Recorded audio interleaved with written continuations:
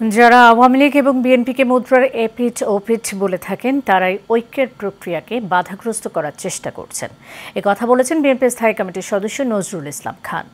দুপুরে বিএনপির প্রতিষ্ঠাতা এবং শহীদ প্রেসিডেন্ট জিয়াউর রহমানের মাজারে শ্রদ্ধা জানানোর পর কথা বলেন তিনি। যে লক্ষ্যে ফ্যাসিবাদের পতন হয়েছে তা এখনও অর্জিত হয়নি বলেও মন্তব্য করেন বিএনপির এই নেতা।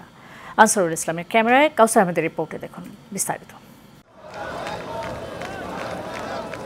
ময়মনসিংহ দক্ষিণ জেলা বিএনপির নেতাকর্মীদের সাথে নিয়ে বিএনপির প্রতিষ্ঠাতা এবং সাবেক রাষ্ট্রপতি জিয়াউর রহমানের সমাধিতে শ্রদ্ধা নিবেদন করেন দলের স্থায়ী কমিটির সদস্য নজরুল ইসলাম খান। শ্রদ্ধা নিবেদন শেষে গণমাধ্যমে কথা বলেন তিনি। জানান যে লক্ষ্যে ফ্যাসিবাদের পতন হয়েছে তা একমাত্র নির্বাচনের মাধ্যমেই কায়েম করা সম্ভব। শহীদদের আকাঙ্ক্ষা পূরণের লক্ষ্যে একটা মানবিক, একটা গণতান্ত্রিক, একটা প্রগতিশীল আধুনিক বাংলাদেশ গড়ার লক্ষ্যে জনগণের শাসন কায়েম, আর সেটা শুধুই ভোটের মাধ্যমে সম্ভব।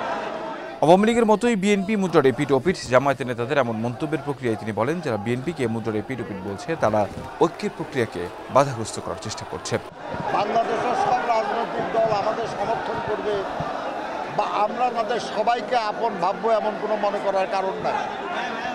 যারা এই কথা বলেছে তারা স্পষ্টতই ঐক্যের যে প্রক্রিয়া সেই প্রক্রিয়াকে বাধাগ্রস্ত করার চেষ্টা করছে। আমরা এটা মনে করি যে তারা সংশোধিত হবে। নজরুল ইসলাম খান বলেন, স্বৈরশাসকের কবরের উপর দাঁড়িয়ে গণতন্ত্র প্রতিষ্ঠায় কাজ করছে বিএনপি। আমাদের দলের কোনো লোক যদি কোনো অপরাধ করে আইন অনুযায়ী তার বিরুদ্ধে ব্যবস্থা নেওয়া হবে। কাউসার আহমেদ, এশিয়ান টেলিভিশন, ঢাকা। খুশি হব।